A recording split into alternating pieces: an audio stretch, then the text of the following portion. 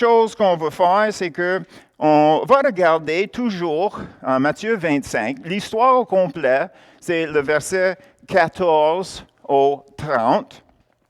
Et ça, c'est l'histoire des talents que nous avons commencé la semaine passée. Mais on veut juste retoucher quelques points là-dessus. Juste pour ceux qui n'ont pas fait les calculs, un talent, dans les Écritures, c'est du poids. Ce n'est pas un talent comme Dominique avec un talent pour jouer le piano, ou Jean-Denis. Okay? On ne parle pas de ça. Un talent, c'est comme un kilo, ou bien un livre, sauf c'est 75 livres. Donc, quand que le maître,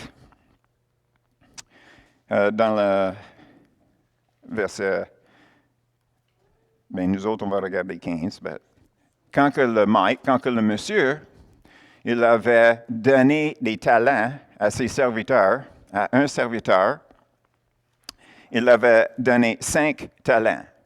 Un talent, c'est 25 livres, mais 25 livres de quoi? Bien, c'est 25 livres d'or. Donc, un talent vaut à peu près 700 000 $. 2 talents, fait des calculs bien vite, c'est, Jonathan, 1,4 million. Bien dit. 5 talents, c'est 3,5 millions, n'est-ce pas? OK. Quand que ça parle des capacités, est-ce que vous pensez que vous êtes capable de gérer des investissements de 3,5 millions? 1,4? 700 000? On arrive dans notre budget. OK? Mais, tu sais, le mot-clé, c'est toujours selon les capacités. Tu sais, on devrait, tu sais, des fois, on veut voir grand. Tu sais, puis mais d'autres fois, on voit trop petit. Puis c'est là où on a oublié le pouvoir du Saint-Esprit. Tu sais, tout ce que le Seigneur nous demande de faire, hein, c'est lui qui marche à côté de nous pour gérer ça. OK? Donc, comme qu'on voit dans le verset 15, Matthieu 25, 15, c'est dit qu'il donnait 5 talents à l'un, 2 à l'autre et 1 au troisième, à chacun selon sa capacité, et il partit. OK? Là, on va descendre jusqu'au verset 24. Là, il est au retour, puis il demande qu'est-ce que ses serviteurs ils ont fait avec leurs investissements. Puis celui avec le 3,5, il avait fait un autre 3,5. Celui avec le 2 talents, ou le 1,4 million, il l'avait doublé aussi. Mais le troisième, il avait dit, celui qui n'avait reçu qu'un talent s'approcha ensuite et il lui dit, Seigneur, je savais que tu es un homme dur, qui moissonné où tu n'as pas semé et qui amasse où ce que tu n'as pas vanné. J'ai eu peur. Et je suis allé cacher ton talent dans la terre. Voici, prends ce qui est à toi. Son maître lui répondit, serviteur méchant et paresseux. Tu savais que je moissonne où ce que je n'ai pas semé et que j'amasse où ce que je n'ai pas vanné. Il te fallait donc remettre mon argent au banquier, et à mon retour, j'aurais retiré ce qui est à moi avec un intérêt. Ôtez-lui donc le talent et donnez-le à celui qui a les 10 talents. Car on donnera à celui qui a, et il sera dans l'abondance. Mais à celui qui n'a pas, on ôtera même ce qu'il a. Et le serviteur inutile, jetez-le dans les ténèbres du dehors, où il aurait des pleurs et des grincements de dents. Un peu sévère, penses-tu? On dirait oui, sauf, il faut réaliser pendant tout le temps que le maître est parti, comment est-ce que cet serviteur-là a vécu? C'est le boss qui est payé quand même, là. Tu sais, c'est quelqu'un qui reçoit un salaire annuel pour son emploi, puis là, le patron, il part, puis il continue à recevoir son argent. Donc, c'est vrai qu'il avait rapporté le 700 000 $, mais ça lui a coûté de quoi? Du maître. Autrement dit, il vivait sur son maître sans rien faire. Donc, c'est ça la raison pourquoi il est appelé méchant et paresseux. Il s'assoyait, il mangeait, il vivait tout sur l'argent de son maître sans rien rapporter. Alors, on voit que nous sommes des chrétiens. Nous avons donné nos vies au Seigneur, n'est-ce pas? Nos vies, c'est notre temps. Notre temps. Le Seigneur nous accorde, mettons, 70 ans. OK? J'arrive vers la fin. Il y en a ceux qui sont sur overtime. OK? OK. Tout ça pour dire que qu'est-ce qu'on fait pendant notre temps, il y a une valeur. Peut-être pas en argent, mais surtout aussi en argent. Donc, si nous avons donné notre vie au Seigneur, nous avons donné tout notre argent aussi pour le gérer de la façon que lui, il veut. OK? On n'est pas nécessairement tous d'accord, donc je ne pose pas la question qui est d'accord. OK? Je ne veux pas que vous me lapidez. OK? Donc, comme que nous avons vu que les serviteurs ont été donnés selon leurs compétences, on va avancer à 2 Corinthiens 8. 2 Corinthiens, chapitre 8.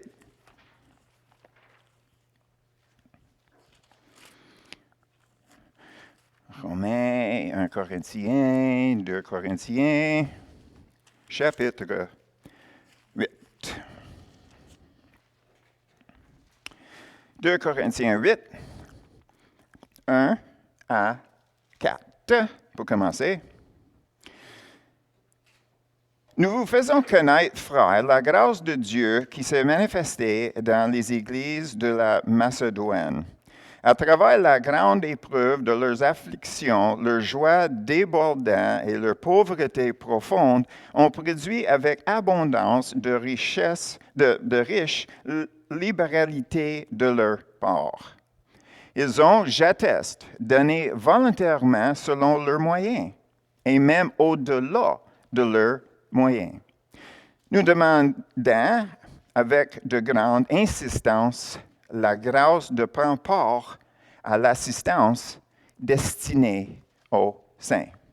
Donc, Paul est en train de parler d'une église à Macédoine qui lui avait donné de l'argent pour rapporter ça à Jérusalem pour les chrétiens pauvres.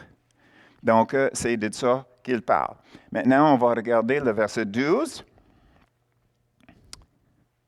La bonne volonté, quand elle existe, est agréable en raison de ce qu'elle peut avoir à sa disposition et non de ce qu'elle n'a pas.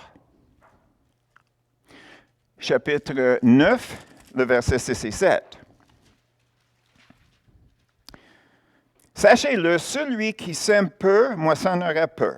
Celui qui sème abondamment, moissonnera abondamment.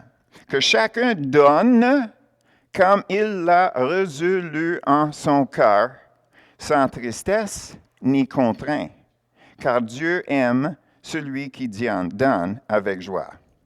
Et Dieu peut vous combler de toutes ses grâces, afin que, possédant toujours en toutes choses de quoi satisfaire à tous vos besoins, vous ayez encore en abondance pour toute bonne œuvre. Qu'est-ce qu'on voit ici?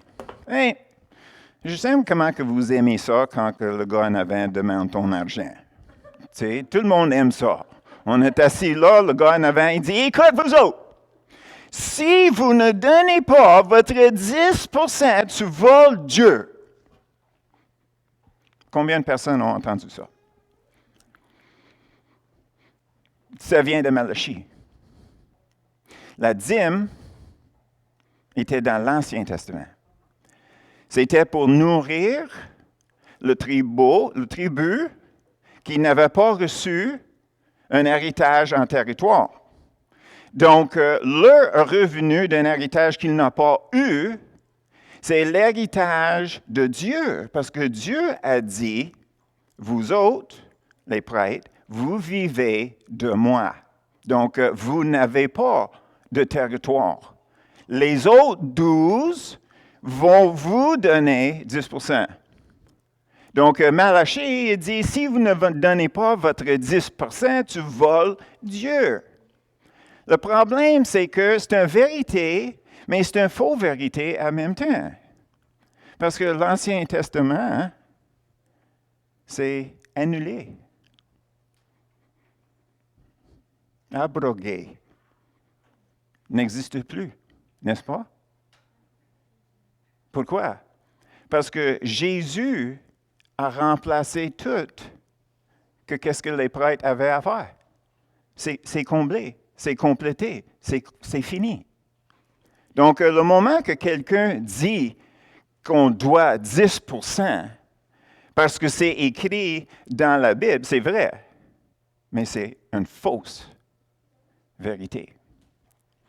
Mais vous savez que je pense comme ça.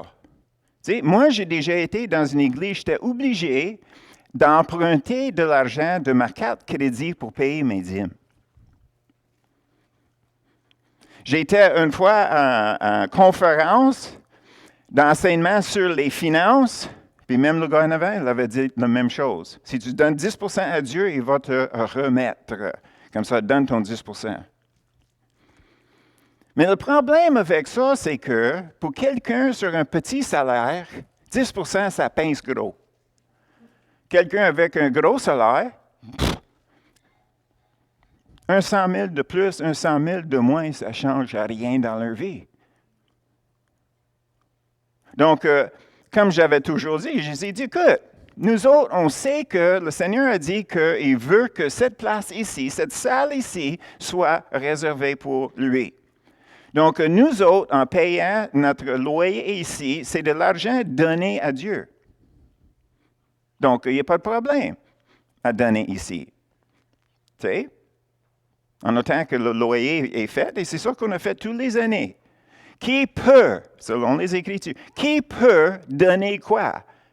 Puis là, on faisait les calculs, puis si on n'arrivait pas, je disais, est-ce qu'il y en a d'autres qui peuvent serrer un peu plus pour donner un peu plus, juste qu'on puisse arriver à notre loyer, parce qu'on n'a rien à payer. Je ne suis pas payé. Il n'y a personne qui travaille ici qui est payé. Hey, Marilyn, tu n'as pas reçu de récompense encore? Non, pas tout. OK, Marilyn, elle aussi n'est pas payée. Eh ouais. Donc, ça, c'est la première partie.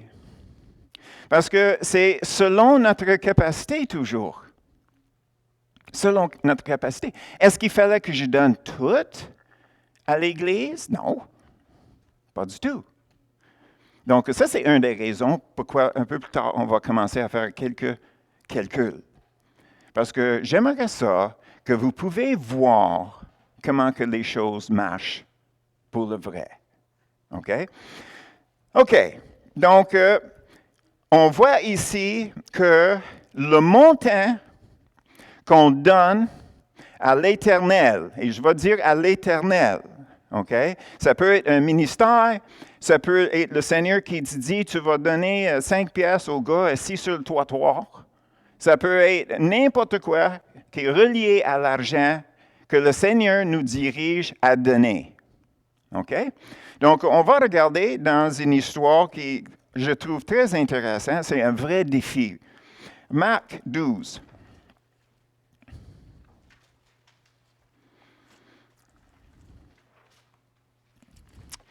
Marc, chapitre 12. Ce n'est pas une longue histoire.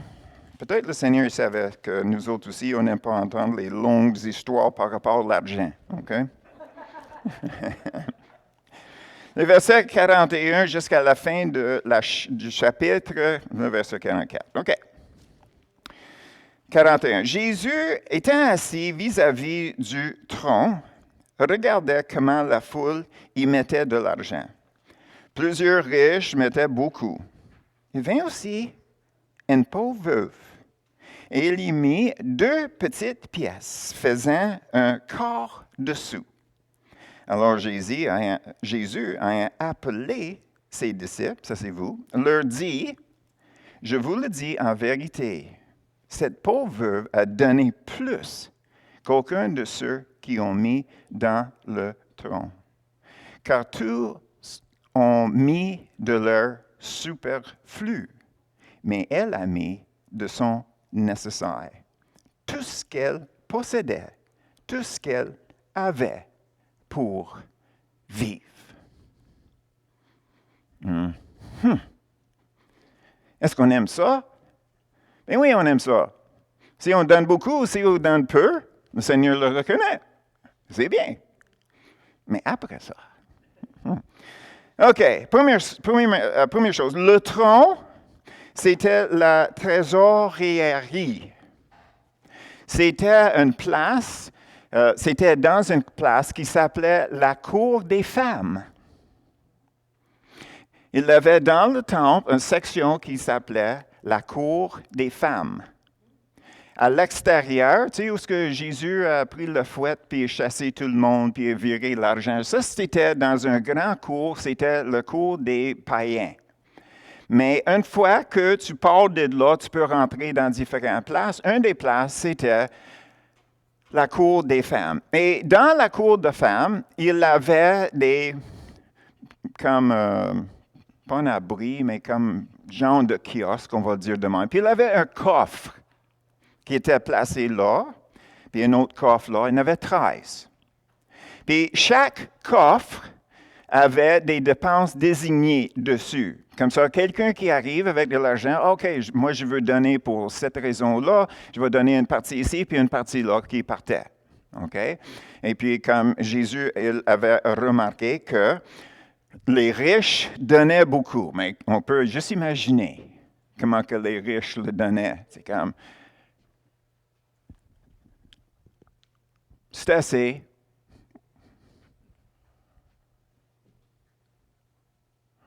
Oui, je pense que je vais donner ça là, que tout le monde le voit. Pour nous autres, comment que ça marche? Il passe l'assiette à l'église, puis le gars, il sort de sa poche, puis c'est comme...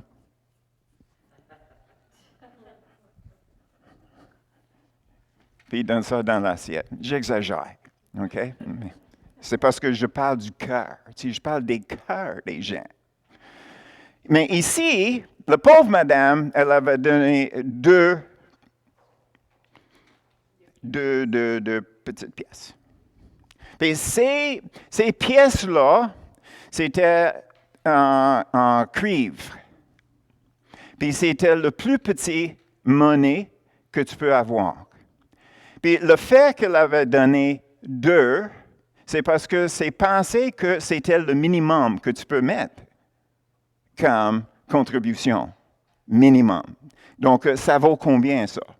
Bien, chacune de ces petites pièces valait 1/8 d'un salaire journalier un jour.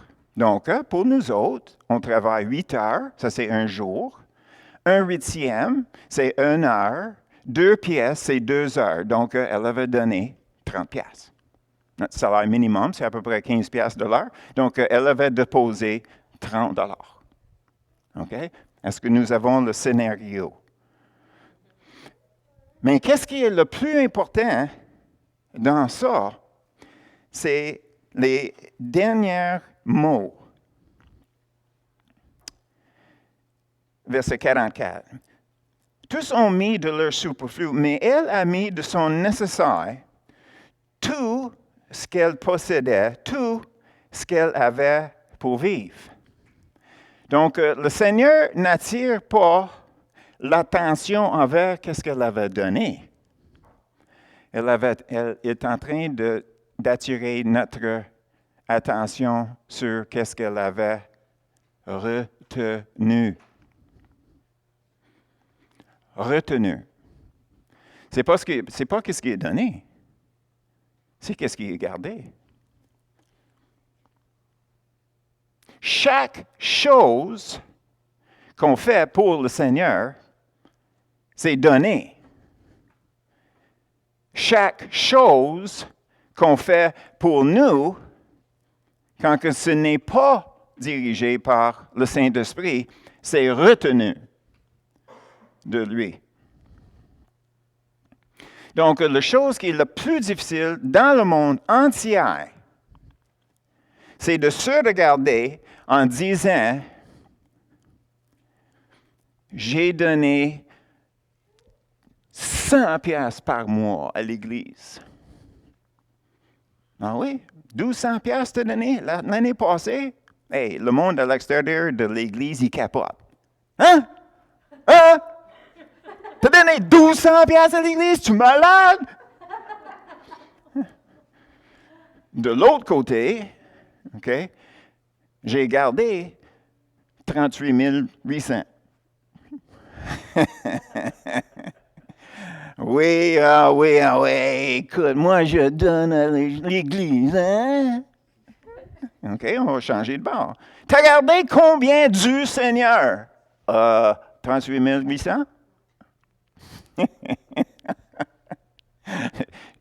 Je commence à voir la panique monter dans les yeux. Comment, ça c'est la question que je me posais, comment est-ce qu'une personne peut donner au Seigneur toute leur vie? Ça fait des années que je posais cette question. Écoute, j'ai trouvé la réponse. Tu vas trouver ça intéressant. Mais avant qu'on va là, on va regarder le Proverbe 19, 17 avant qu'on avance envers nos calculs.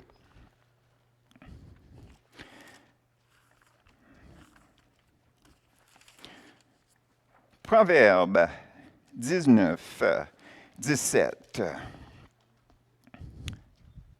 Celui qui a pitié du pauvre prête à l'Éternel, qui lui rendra selon son œuvre.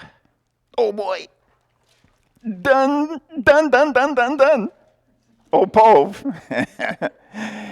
Écoute, tu veux essayer de casser la banque de Dieu.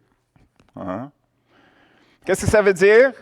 Dépendamment sur la version que tu as, ça peut être avoir pitié, ça peut être accorder une faveur. Tout ça, ça arrive aux mêmes choses. Le fait qu'on aide les pauvres met l'Éternel à la place à remettre son prêtre. C'est ça que ça dit. Si on donne aux pauvres, on prête au Seigneur. C'est lui qui retournerait. Est-ce que c'est pas ça que j'ai dit? On donne aux pauvres, le Seigneur le voit, il met ça sur son compte à lui comme devable à payer, n'est-ce pas? OK. Tout ça, c'est pour nous aider à ajuster notre façon de voir les finances.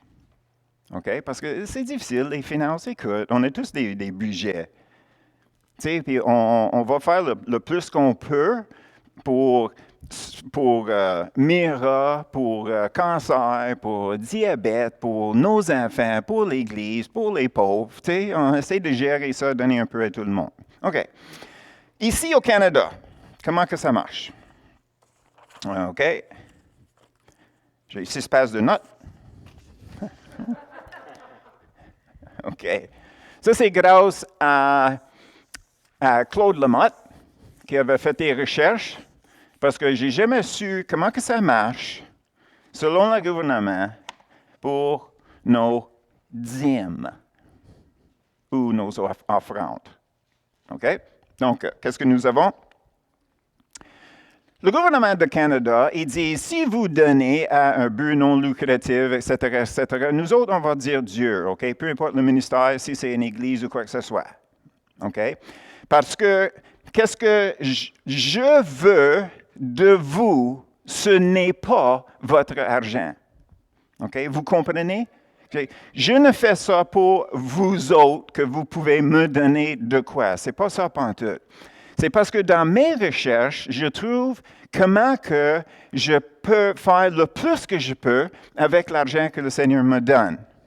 Que ça soit écrit dans mon livre. OK? Donc, nous avons une date d'expiration pour faire les œuvres pour le Seigneur. Donc, ici au Canada, si on gagne un revenu taxable,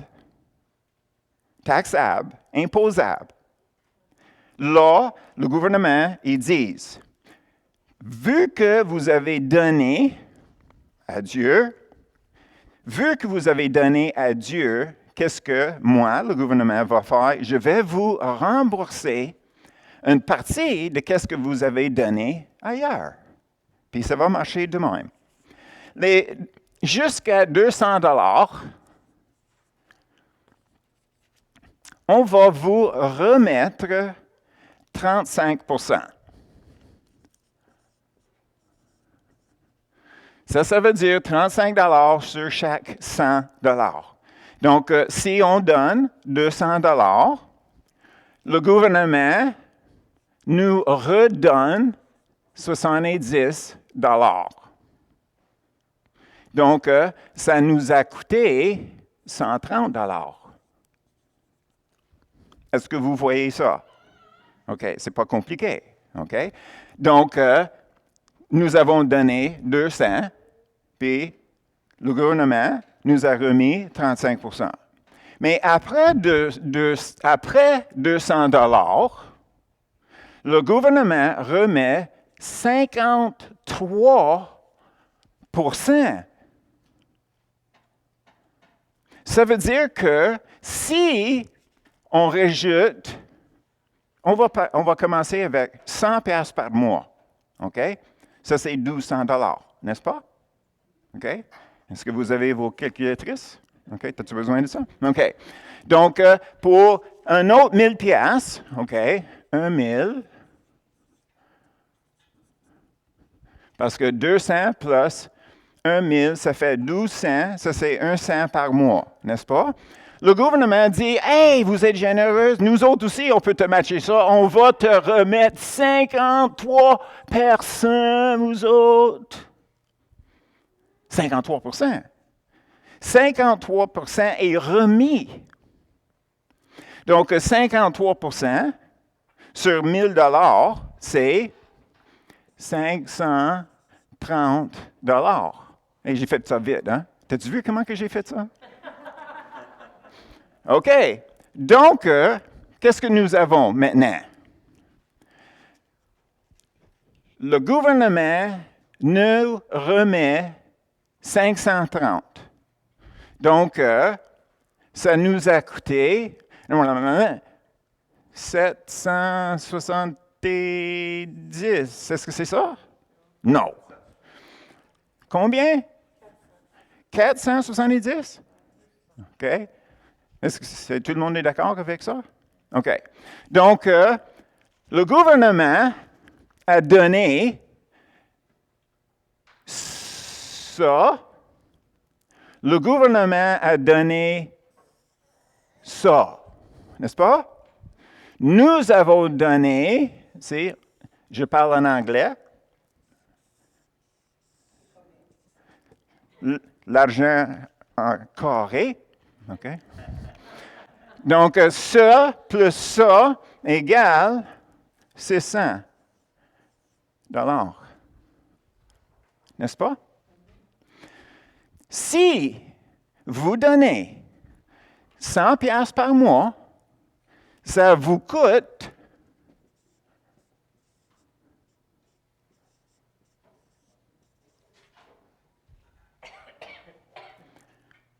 $50 par mois.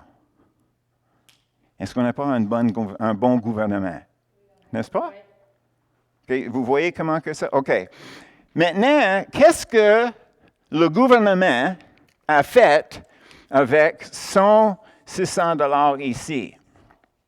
Bien, le $600, si nous avons un revenu imposable, si nous avons une entreprise ou si nous sommes salariés, on doit payer de l'impôt sur nos revenus.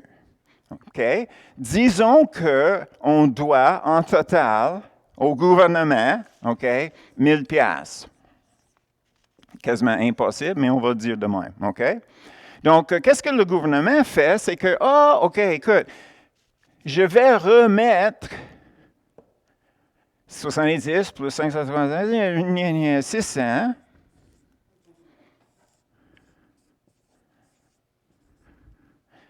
Vous devez, le gouvernement dit, vous me devez $1,000.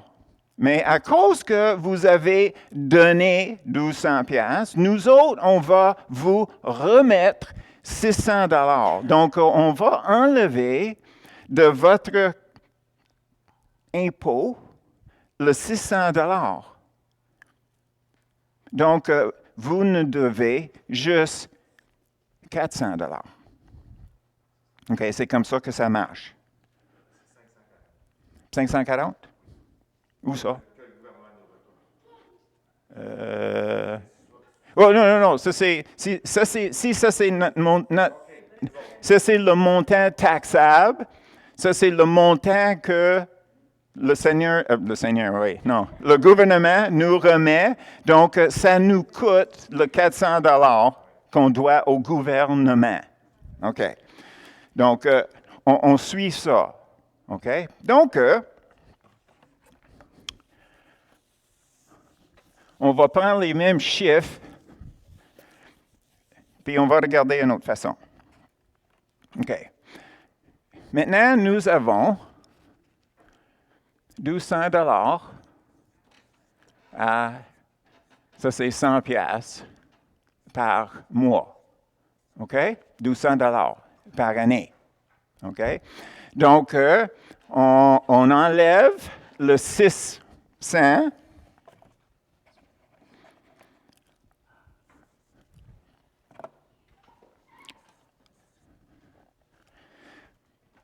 On enlève le 600 que le gouvernement nous a remis.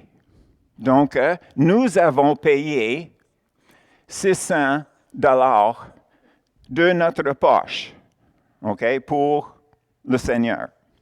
OK. Qui égale $50. Donc, même si nous avons donné 100 pièces par mois, ça nous a coûté juste $50. Donc, si on fait ça une fois, OK, ça arrête là. Nous avons donné $50 par mois. Mais, et ça c'est le parti où... Souviens-tu quand que Jésus a multiplié les pains? OK? On va voir comment le faire. On peut le multiplier. Parce que si on prend le $600 qu'on reçoive du gouvernement, même si c'est caché ou pas, dans notre retour d'impôt, qu'est-ce qu'on fait? C'est que le $600, maintenant, on remet ça. On reçoit notre chèque d'impôt et on prend le $600 pour l'année après. OK? Maintenant, qu'est-ce qui va arriver? C'est que l'année après, ce $600 vaut $300. Si on reste chiffron, moitié. OK? Moitié. L'année après, le même $600 a redonné encore un autre 150.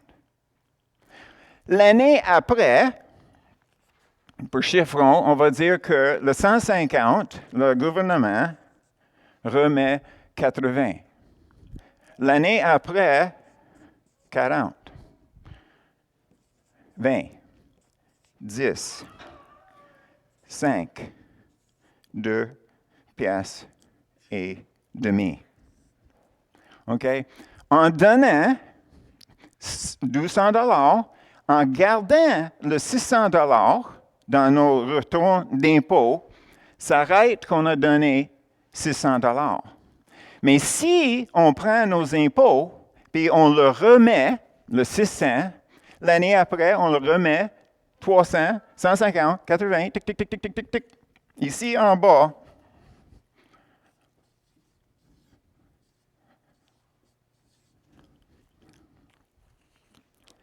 notre don de 600 $ remis année après année revient à au-dessus de 1200 $.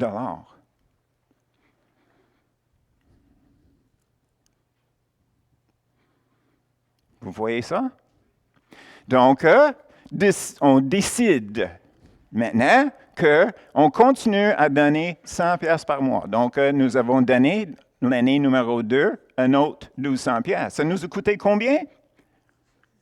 Ça nous a coûté 1200 $. On a payé 100 pièces par mois. Mais ce fois ici, le 1200 que nous avons donné, c'est rajouté par-dessus avec un autre 600. Donc, qu'est-ce qui arrive? C'est que nous avons notre 600 qui est là. Ça fait 1800 $. 1200 plus 600. Vous voyez ça? OK. Donc, maintenant, nous avons donné 1200 $. Donc, le gouvernement va nous remettre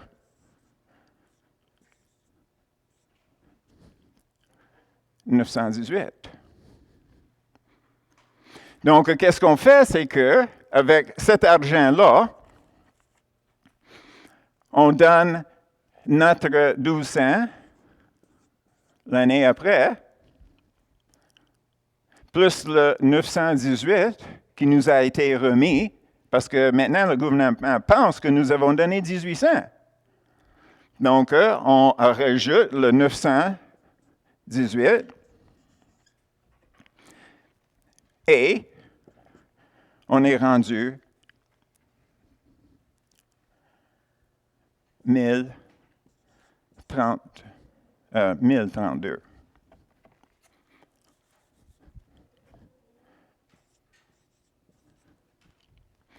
Puis, ça continue de même. À chaque année, on prend le montant de l'année avant.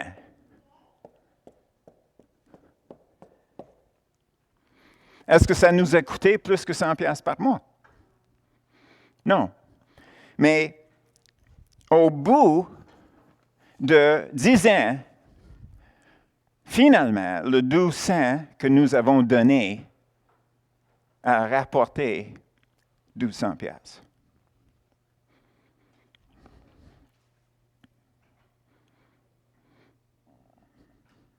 Intéressant, n'est-ce pas? Donc, nos devoirs à nous autres, c'est de savoir le montant que nous avons donné selon nos impôts et de demander à notre comptable ou la personne combien que le gouvernement va nous rapporter après avoir fait nos impôts. Puis ce montant, puis j'ai pris les chiffres faciles, on va avoir comme ici, nous avons vu que le gouvernement avait remis le 600, qu'on puisse prendre ce 600-là, puis on continue à donner 100 pièces par mois. Donc, pour cette année-là, nous avons donné 100 pièces par mois, mais le gouvernement voit que nous avons donné 1800. Parce que qu'est-ce que le gouvernement nous avait donné l'année avant? C'était rajouté par après ça. Ça ne nous a coûté rien. Donc, on voit ici, à cause de notre gouvernement, que nous pouvons doubler qu'est-ce qu'on donne en remettant qu'est-ce qui est remis par le gouvernement. On prend qu'est-ce que le gouvernement nous remet pour remettre au gouvernement. Est-ce qu'on manque de quoi? Non. Parce qu'on s'est dit, c'est un 100 $ que je donne par mois. Donc, si je dis, je donne 100 $ par mois, puis à la fin de l'année, je prends mes retours d'impôts, je n'ai pas donné 100 $ par mois, j'ai donné 50. C'est comme ça que ça marche. Donc, si on veut que les choses continuent, ben, il fallait qu'on sait d'avance combien que le gouvernement nous remet pour être capable d'augmenter quoi? Le revenu de l'Église? Non. C'est pour servir le Seigneur d'une façon qui augmente. Donc, on donne un certain à l'Église, on va donner un certain à Vision mondiale, on va donner un certain pourcentage ici puis là. Puis qu'est-ce qui arrive, c'est que ça continue à multiplier. Vous voyez ça? OK. Donc, comment est-ce qu'on peut donner toute notre vie au Seigneur? Ha! Défi?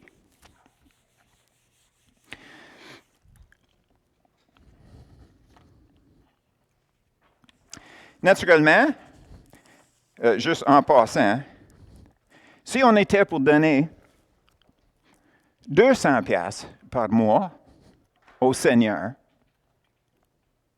puis à la fin de l'année, on remet au Seigneur, qu'est-ce que le Seigneur nous redonne? Si on augmente ça, imagine à 200 $ par mois. Si on donne 200 $ par mois, à la fin de l'année, avec le retour d'impôt, nous avons payé 97. Vous voyez? OK. Donc, qu'est-ce qui va arriver si on remet le montant que le gouvernement nous redonne, qui est comme 1200 $, une affaire de même? Si tout ça, c'est remis, puis remis, puis remis, c'est incroyable.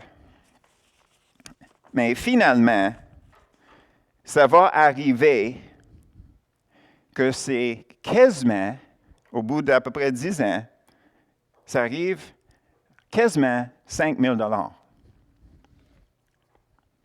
Puis 5 000 $, c'est quoi? C'est 10 % de 50 000.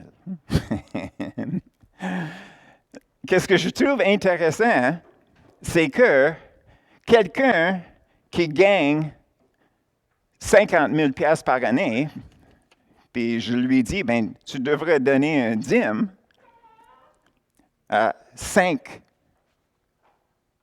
000 $ par année, je vais le ramasser avec un kiaï, n'est-ce pas? Donner tant que ça. Parce que ça, c'est quasiment incroyable. Parce que pour donner un montant comme ça, là, si tu veux donner 5 000 $ par année, il fallait que tu donnes 417 par mois. Nous avons tous les budgets. Donc, pour moi, ça serait impossible de donner 417. Mais ça, c'est parce que je garde mes retours d'impôts. Mais si je prends la moitié, si je prends 200 $ par mois, à la fin de l'année, quand je reçois mes impôts, je prends le montant que le gouvernement me redonne. On va prendre les chiffrons, OK? J'ai donné 200 $ par mois. Ça, c'est 2400. Le gouvernement me redonne, on va dire à peu près la moitié. Le gouvernement me redonne la moitié de ça. Donc, ça m'a coûté 100 $ par mois. Mais si je veux garder à donner 200 $ par mois, je prends le 1200 $, je donne ça au Seigneur, plus le 200 pièces par mois, qui est 2400. Donc, on arrive à 3600 de données. Puis l'année après, ça monte, ça monte, ça monte, ça monte. Donc, qu'est-ce qu'on peut faire? C'est qu'on peut donner 400, mais ça nous coûte 200. Parce qu'on a pris 200 pièces par mois. Quand on a reçu nos impôts, on prend le 1200 pièces, je mets ça dans le ministère à Dieu, puis je continue à donner mon 200 pièces par mois. Donc, je commence avec un don de 1200 $ qui vient du gouvernement. Je n'ai pas obligé d'augmenter mon montant de 200 pièces par mois. Mais finalement, ça va arriver à genre 5000 pièces par année. Oui, monsieur. Mais si on dit, comme le dicton le dit, quand tu donnes aux pauvres, tu prêtes à Dieu. Quand est-ce qu'on va être remboursé là-dedans? Demain. Ah ouais? Oui. Si tu vis demain, c'est grâce à lui.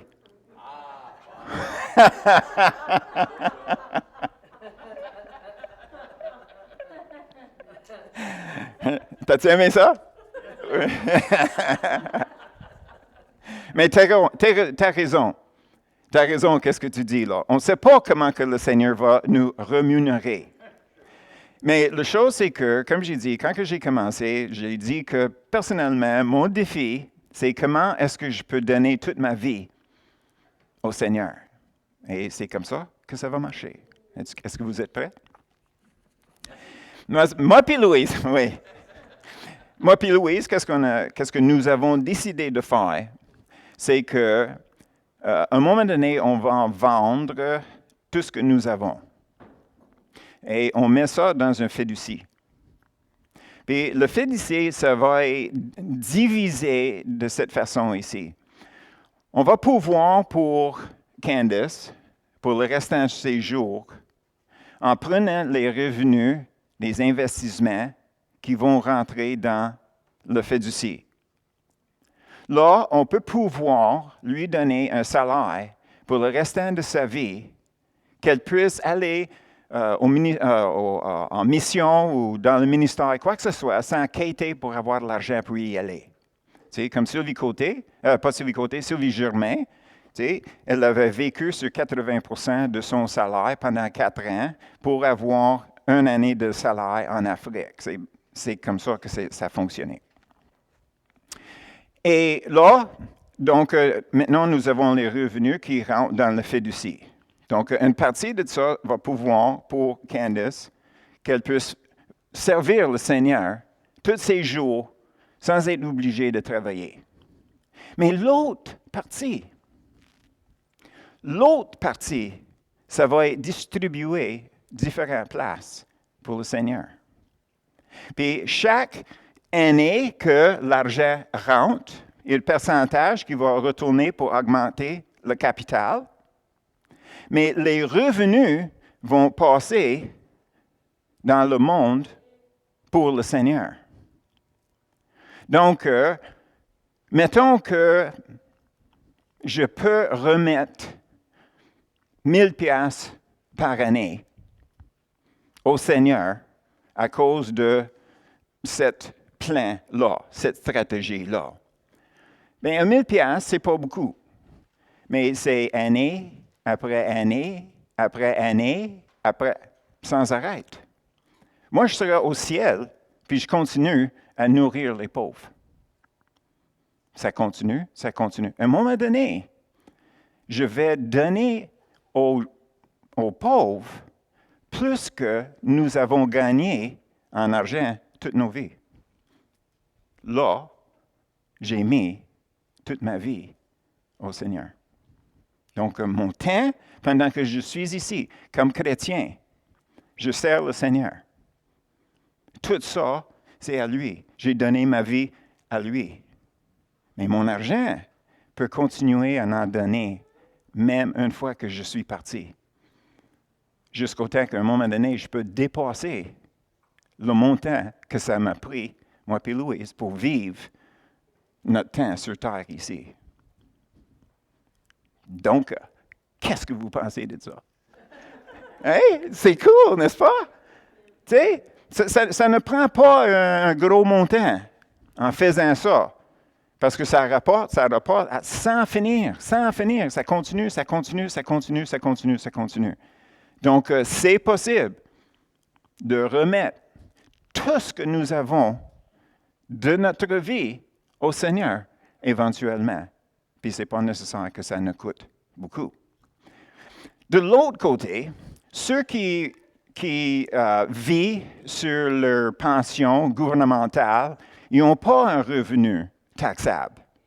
Donc, pour eux autres, si cette personne-là donne 50 $ par mois, ça leur coûte 50 $ par mois. Parce que le gouvernement ne donne pas plus que ça reçoit. OK?